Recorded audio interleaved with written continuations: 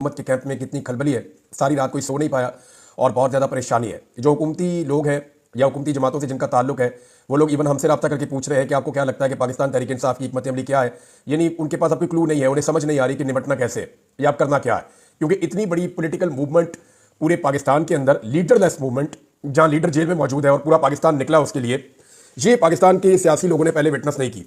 और ये तो किसी का ख्वाब ही हो सकता है कि उसको इतनी बड़ी मकबूलियत मिले। हुकूमत की बौखलाहट का अंदाजा आप वज़ीर दाखिला के एक स्टेटमेंट से लगा सकते हैं। मोहसिन नकवी का स्टेटमेंट है कि आज़ाद कश्मीर का कोई शहरी आईनी पाकिस्तानी शहरी नहीं है, इसका किसी इंतशार में शामिल होना दहशतगर्दी में शामिल होना है। ये इतना बड़ा ब्लंडर किया है ना कि पाकिस्तान का 70 साल का नैरेटिव उड़ा के रख दिया इस शख्स ने। कायदे आज़म मोहम्मद अली जिन्ना ने फरमाया था कि कश्मीर पाकिस्तान की शारग है, ये उस नैरेटिव को उड़ा दिया है। कल को अगर कश्मीरी ये कहते हैं कि जनाब आप फिर यहाँ पे नौकरियां करने क्यों आते हैं, यहाँ पे आके आप हमारे एडमिनिस्ट्रेटिव मामला को क्यों छेड़ते हैं, अगर हम पाकिस्तान नहीं, वो भी बेशुमार चीजें कह सकते हैं।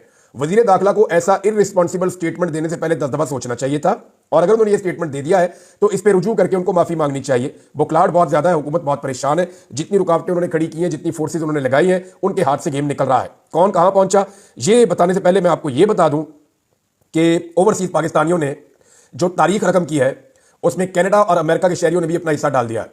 इससे पहले ऑस्ट्रेलिया ने, न्यूजीलैंड ने, जापान ने, और जब आप जाते हैं यानी यूरोप की तरफ तो यूरोप के तकरीबन तमाम ममालिक ने। लेकिन जो बड़े एहतजाज हुए मैं उनके नाम ले लेता हूं। बरतानिया में 10 डाउनिंग स्ट्रीट पे एक नया रिकॉर्ड बना एहतजाज का, बहुत बड़ा एहतजाज था।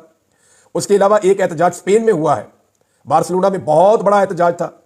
फिर जो एहतजाज किया गया ब्रसेल्स में, फिर जो एहतजाज इटली में हुआ है, यानी इटली वाले एहतजाज का तो ऐसा लगता है कि सारे रिकॉर्ड उसने तोड़ दिए।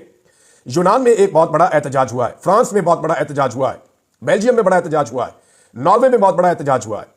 तो पूरा का पूरा यूरोप जो है वो वहां से एहतजाज के विजुअल्स भी आ रहे हैं, खबरें भी आ रही हैं। कमाल कर दिया पाकिस्तानियों ने। डोनाल्ड ट्रंप के घर के बाहर एहतजाज किया था पहले, और वहां पे इंफॉर्मेशन शेयरिंग भी की थी उनके साथ, और डोनाल्ड ट्रंप के साथ भी और मौजूदा जो बाइडन एडमिनिस्ट्रेशन के साथ भी पाकिस्तानी ओवरसीज राब्ते में है, और वो उनके साथ कंटिन्यूसली चीजें शेयर कर रहे हैं।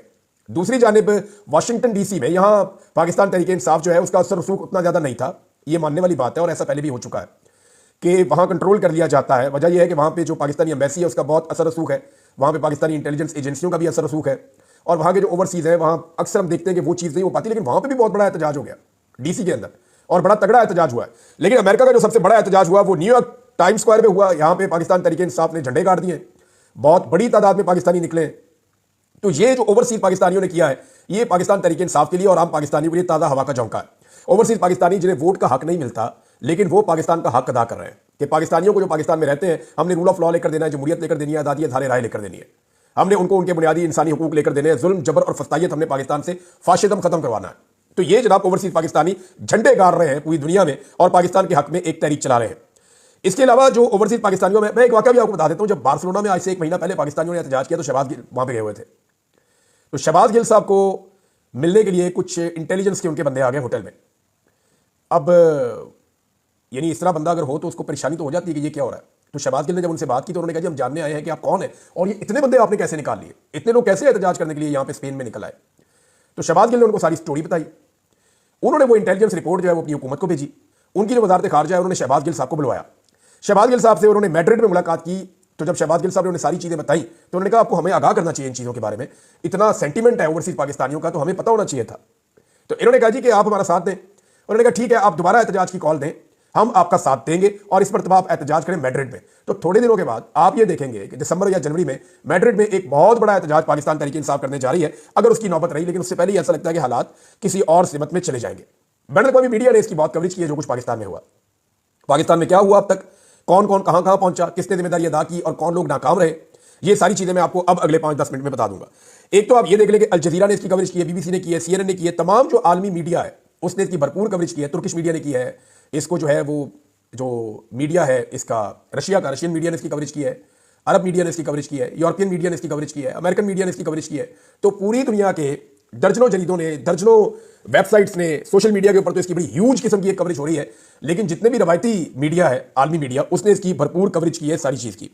अमेरिकन मीडिया के मुताबिक और कुछ आलमी मीडिया की रिपोर्टों के मुताबिक अब तक सिर्फ पंजाब के अंदर जो लोग गिरफ्तार हुए हैं उनकी तादाद 4000 से ज्यादा है। यानी पंजाब में मरियम नवाज की हुकूमत ने फस्तायत की इंतहा करते हुए 4000 से ज्यादा लोगों को गिरफ्तार कर लिया है। अब पंजाब की सूरत हाल पे पहले बात करते हैं और खैबर पख्तूनख्वा की सूरत हाल पे बाद में बात करते हैं। रावलपिंडी और इस्लामाबाद को आप नजरअंदाज नहीं कर सकते। वहां के लोगों ने पहले तो सारा दिन थकाया पुलिस को, दौड़े लगवाई, आंसू गैस की शेलिंग होती रही और बदतरीन शेलिंग रावलपिंडी की तारीख की पहली मरतबा बहुत सारे लोगों ने मुझे बताया कि हमने देखी है। लोगों के घरों के अंदर भी शेल मारे पुलिस ने, आबादियों के अंदर शेल मारे पुलिस ने कि लोग अपने घरों में भी ना रह सके, ये इलाके ही छोड़ के लोग चले गए। यहां तक किया गया वहां, लेकिन लोगों ने बड़ा मुकाबला किया, बार बार निकल कर आते थे, मुकाबला करते थे और फिर रात लेट नाइट लोग वापस चले गए। लोगों को ये पता है कि अभी हमने कल फिर निकलना है। ये टेस्ट मैच है, बल्कि टेस्ट मैच नहीं है, एक टेस्ट सीरीज है जो अभी चल रही है। ये T20 नहीं है। इन्होंने इमरान खान को लेकर जाना है और ये इसी नीयत के साथ आ रहे हैं। मैं आपको बताता हूं, पहले जो पंजाब के लोग हैं जिन्होंने बड़ा कारनामा किया, जिनके काफिले अभी चल रहे हैं या रस्ते में स्टे किया हुआ है और ये लोग आगे बढ़ते चले जाएंगे, इन्होंने बड़ी बड़ी रुकावटें अबूर की हैं। तो इनमें एक ओन अब्बास बप्पी, ये एक बड़े काफिले की क़यादत कर रहे हैं जनूबी पंजाब से और ये अपने काफिले को लीड कर रहे हैं। ये मिड वे में है और ये काफिला लेकर पहुंचेंगे, एक आधा दिन इनको और लग जाएगा। तो ये काफिला अभी तक पुलिस के काबू नहीं आया। वजह यह इसमें लोगों की तादाद ज्यादा है, तो जब पुलिस से इनका आमना सामना होता है तो ये पुलिस को खुदेड़ देते हैं। लिहाजा ओन अब्बास बप्पी का एक काफिला रस्ते में है। आमिर रजा काजमी साहब, इनका जो काफिला है वो भी बड़ा तगड़ा है, वो भी रस्ते में है। कुछ काफिले जनूबी पंजाब से पहुंचे हैं सरगोदा में और सरगोदा में रात गुजारने के बाद वो वहां से निकलेंगे। नईम हैदर पंजूथा साहब, इनका काफिला जो है वो भी रस्ते में है। जरताज गुल वजीर साहबा, इनका आपको मैंने बताया ये कल से ही निकले हुए हैं सुबह से और आज भी ये दोबारा ट्रैवल करेंगे, तो इनको भी पहुंचना है। इनके साथ काफी बड़ी तादाद में लोग हैं, गाड़ियां हैं, बड़ा अच्छा तगड़ा काफिला है। महर अब्दुल सत्तार, इन्होंने तो जनाब तारीख रकम की है, इनको कोई रास्ता नहीं मिला निकलने का, तो इन्होंने रावी क्रॉस किया। अब रावी गाड़ियों समेत कैसे क्रॉस हो सकता है? तो आप में से शायद बहुत सारे लोगों ने ना सुना हो, एक चीज होती है वो रावी के लोग जानते हैं। मैं क्योंकि वहां पे शिकार खेलता था तो मैं अपनी गाड़ियां अक्सर उसके ऊपर क्रॉस करवाता था, उस पर ट्रैक्टर ट्रॉली भी क्रॉस हो जाती है, उसको कहते हैं बेड़ी। हम जितने शिकारी हैं वो सारे उसको बेड़ी को जानते हैं। ये बेड़ी लाके किनारे पे लगाई जाती है, जो बड़ी बेड़ी होती है उसके अंदर चार चार गाड़ियां इकट्ठी खड़ी हो जाती है और वो गाड़ियां क्रॉस कर जाती हैं दरिया को और फिर वो वापस जाती है, फिर और गाड़ियां आती हैं, फिर वापस जाती है और गाड़ियां आती हैं। तो इस तरह महर अब्दुल सत्तार ने अपनी बहुत सारी गाड़ियां जो है वो बेड़ियों के ऊपर क्रॉस करवाई है रावी, और वहां से वो शेखुपुरा में दाखिल हुए और अब एक नया रास्ता लेकर वो अपना काफिला लेकर आगे जा रहे हैं। तो महर अब्दुल सत्तार ने भी बड़ी रुकावटें अबूर करके मेन रोड पकड़ लिया। सियालकोट के डार जो है, जिनमें रेहाना डार साहब है, उनकी गिरफ्तारी की इत्तला आ रही थी, लेकिन कंफर्मेशन अभी तक नहीं है। उमर डार और रेहाना डार इसको लीड कर रहे थे और भी बहुत सारे लोग हैं। तो ये काफिला भी रास्ते में है और ये भी कोशिश कर रहे हैं कि किसी तरह पहुंचे। कसूर के अंसारी जो है उनका एक बहुत बड़ा काफिला है, उसके बारे में बताया जा रहा है कि वो भी जोर लगा रहा है, वो वापस नहीं गए लोग। शब्बीर कुरैशी और इनके साथी ये जनूबी पंजाब से निकले, ये एक काफिला और है, इसने एक जगह पे भी पड़ाव किया हुआ है और ये भी पहुंचेगा। मियांवाली से उमैर नियाजी का एक बड़ा काफिला था और मियांवाली के वैसे बहुत सारे काफिले थे, मियांवाली से बड़ी दुनिया निकली है और इन्हीं लोगों ने डीआई खान से आने वाले सबसे बड़े काफिले के रास्ते खोले। वहां पे शाहिद खटक का काफिला आ रहा था, शेर अफजल मलक के भाई का काफिला आ रहा था, सालार काकड़ का काफिला आ रहा था, उमर अमीन गंडापुर का डीआई खान वाला काफिला आ रहा था। तो वहां पे 7-8 काफिले इकट्ठे होकर एक बड़ा काफिला बना था जो पुलिस के साथ जंग लड़ रहा था एक तरह की। ये जब मियांवाली वालों ने अपनी रुकावटें अबूर की तो ये पीछे से आए तो पुलिस बीच में सैंडविच बन गई। पुलिस खेतों में भागी है, रास्ता खुला, अब ये सारे लोग वहां से निकल गए। रास्ते में 2 रुकावटें और थी, उनको अबूर करने के बाद इन्होंने फतेह जंग इंटरचेंज अभी क्रॉस कर लिया जब मैं वीडियो रिकॉर्ड कर रहा हूं, और ये इस्लामाबाद से कोई 15 किलोमीटर पहले पड़ाव डाल के ये काफिला खड़ा है। और जो क्लेम कर रहे हैं इस काफिले के अंदर मौजूद लोग, वो यानी हर काफिले वाले से अलग बात करें तो वो क्लेम करता है कि 10 से 20 हज़ार बंदा मेरे साथ है। तो ये 7-8 काफिले हैं। यानी अगर हम ये कहें मुताद अंदाजे में 50,000 से 1 लाख आदमी इस जगह पे मौजूद है तो आप मुताद अंदाजे में ये कह सकते हैं। अब इस काफिले ने जाना है इस्लामाबाद या यहां पे रुकना है या वापस पीछे जाना है पेशावर की तरफ, ये फैसला भी नहीं हुआ।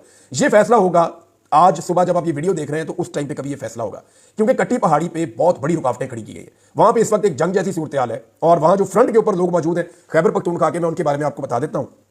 वहां पे इस वक्त सुहेल अफरीदी, मीना खान अफरीदी और उमर अयूब खान साहब, इनके काफिले क्योंकि वहां से हज़ारा से पहुंच चुके हैं, ये वहां पे आके कट्टी पहाड़ी पर टकराए हैं। तो ये लोग इस वक्त फुल मजामत कर रहे हैं। ये मुराद सईद की टीम पूरी की पूरी जो है वो इस वक्त कट्टी पहाड़ी के ऊपर मजामत कर रही थी, लेकिन फिर वहां पे पाकिस्तान तहरीक इंसाफ ने अपना पड़ाव डाला है और कट्टी पहाड़ी को उन्होंने क्रॉस करना है। अब देखना यह है कि वो एक तरफ से जोर लगा के उसे क्रॉस करते हैं या पीछे से मदद मांगते हैं। अटक से जो लोग निकले उन्होंने सारा दिन मोटरवे पे कब्जा रखा है, पुलिस को भगा दिया था उन्होंने। अटक का डीपीओ लोग ढूंढते रहे, वो नजर ही नहीं आया। अब ये जो अटक से लोग निकले हैं ये वापस अटक में अपने घरों में चले गए और वो ये कह रहे हैं कि हम दोबारा निकलेंगे। जुल्फी बुखारी साहब की जो फैमिली है, जो यहाँ पे उनके कजन हैं, जो उनके बाकी रिश्तेदार हैं, वो यहाँ पे बड़ी जबरदस्त उन्होंने लड़ाई लड़ी है। अटक के मैं पहले ये आपको बताना भूल गया था और बाद में इन्फॉर्मेशन होती भी नहीं है। फिर मैंने जो ग्राउंड रियलिटीज मुख्तलिफ लोगों से इन्फॉर्मेशन ली तो वो ये है कि अटक के जो 5 MPs हैं उन्होंने भी बड़ा जोर लगाया और वो 5 MPs अपने अपने लोगों को लेकर निकले और कोई एक भी गिरफ्तार नहीं हुआ अभी तक। और फिर जब उन्हें पता चला कि अभी खैबर पख्तूनख्वा वाले बहुत लेट है, हमें उनको लेकर जाना है, उनकी मदद करनी है, तो फिर वो वापस गए और उन्होंने नई हिकमत अमली बनाना शुरू की है। वो कल दोबारा निकलकर मोटरवे पे आकर टच करेंगे। अभी मोटरवे के ऊपर इस वक्त खड़े हैं बहुत बड़े काफिले जो साउथ की जानिब से आ गए हैं, जो डीआई खान से क्रॉस करते हुए सी पैक से आए हैं। वो तकरीबन 15 किलोमीटर इस्लामाबाद से पहले, टूल प्लाजा से पहले, ये सारे वहां पे खड़े हैं और कई किलोमीटर तक वहां पे फैले हुए। अब एक काफिला जो उमर अयूब के साथ आ रहा था उनकी क़यादत में, सबसे ज्यादा जंग अगर किसी काफिले ने लड़ी है तो इसने लड़ी है। पहले इनको एक मतलब दी गई जाके टेक्सला में पुलिस का मुकाबला करे। ये वहां गए और वहां इन्होंने कई घंटे टेक्सला में मुकाबला किया। फिर इनको कहा गया नहीं, आप अली अमीन के काफिले के साथ आकर मिले, आप वापस आए। ये वापस आए, हदारा मोटरवे से उतरे, तो इनको वहां पे गाजी बरोता के पास गालिबन वहां एक बहुत बड़ी मुजाहमत का सामना करना पड़ा। इन्होंने वो रुकावटें भी तोड़ दी। उसके बाद ये अली अमीन के पास पहुंचे और इस वक्त ये काफिला सबसे आगे था जब ये कटी पहाड़ी को जाकर टच किए। तो इस वक्त जो हदारा से आने वाले लोग हैं या सुहेल अफरीदी के साथ जो लोग आए, मीना खान के साथ जो लोग आए, इनकी ड्यूटी है, फजल हकीम वगैरह, ये कट्टी पहाड़ी को इस वक्त क्लियर कर रहे हैं, पुलिस को वहां से हटाने की कोशिश कर रहे हैं। तो मैंने आपको उन लोगों के नाम लिए जिन लोगों ने बड़ा जबरदस्त परफॉर्म किया। और अभी ये टेस्ट मैच चलेगा, अभी लाहौर ने निकलना है, अभी फैसलाबाद ने निकलना है, अभी सियालकोट ने निकलना है, गुजरावाला ने निकलना है, अभी तकरीबन दर्जनों शहरों ने निकलना है, क्योंकि लोग इंतजार कर रहे हैं कि अगली कॉल क्या आती है और किस तरीके से आती है। जब डी चौक पहुंचेगी पाकिस्तान तहरीक इंसाफ, तो उसके बाद एक नया खेल शुरू होगा। और इस मरतबा तहरीक इंसाफ को डी चौक में पहुंचने से रोकना अब इतना आसान नहीं है। शौकत बसरा साहब एक काफिला लेकर आ रहे हैं और शौकत बसरा साहब का काफिला भी काफी बड़ा है। वो जुनूबी पंजाब से निकलने में कामयाब हो गए अपने इलाके से। पुलिस का घेरा उन्होंने तोड़ दिया था, क्योंकि उनके साथ भी लोग मौजूद थे, पुराने पॉलिटिकल वर्कर हैं, वो समझते हैं इन चीजों को। तो शौकत बसरा साहब भी रस्ते में है, फयाज झजड़ा साहब वो भी रस्ते में, जिनके बेटे को टॉर्चर किया गया था प्लास के साथ, और उसकी वीडियो बना के घर वालों को दिखाई गई थी वीडियो कॉल पे, उनकी वालदा को बहुत थ्रेट किया गया था। ये एमएनए साहब है, ये भी जनाब पहुंच गए हैं। जुनूबी पंजाब वालों ने बीच में चंद जगहों पे स्टे किया है और अब वो सुबह से दोबारा आगे बढ़ना शुरू करेंगे। जैन कुरैशी, आमिर डोगर, ये दोनों बुरी तरह नाकाम हुए। ना सिर्फ ये खुद नाकाम हुए, बल्कि इन्होंने अपने पीछे ऐसे लोग भी नहीं छोड़े जो लीड करते हैं। और अभी तक मुल्तान से कोई बड़ा काफिला रिपोर्ट नहीं हुआ। अगर जैन कुरैशी नहीं है तो उनकी बहन कहाँ है, बाकी लोग कहाँ हैं, अभी तक कुछ पता नहीं चल रहा। लेकिन मुमकिन है कि वो लोग मैदान में आ जाए और थोड़ी देर में चीजें क्लियर हो जाए जब आप ये वीडियो सुन रहे हो, क्योंकि गिरफ्तार तो कोई भी हो सकता है, लेकिन जिस तरीके से ये गिरफ्तार हुए उस पर कारकुन और आवाम बहुत गुस्से में है। बीसियों नाजरीन ऐसे गुमनाम हीरोज हैं जिनके अभी नाम इसलिए नहीं ले रहे हमने बल्कि आपस में डिस्कस कर रहे थे नामों का, तुमने ये फैसला किया कि उनके नाम नहीं लेंगे क्योंकि सारा टारगेट उनको किया जाएगा। और ये गुमनाम हीरोज ने कमाल किया। लेकिन एक आदमी का मैं नाम लेना चाहूंगा। इस आदमी का पाकिस्तान तहरीक इंसाफ से ताल्लुक कोई नहीं है, ये एक इनकलाबी शायर है सिर्फ। और ये शख्स जो है ये सिर्फ पाकिस्तान की खातिर निकला हुआ है, ना इसका कोई फायदा है ना इसका कोई मफाद है। ये सिर्फ अपने मुल्क के फायदे के लिए निकला हुआ है, अपने ज़मीर की आवाज पे। ये निकलता है जहां पे लोग थकते हैं और हारने लगते हैं, तो ये उनको शायरी सुनाता है और उनको अपने शेर सुना के उनका खून गरमाता है और उनको वापस मैदान में लेकर आता है।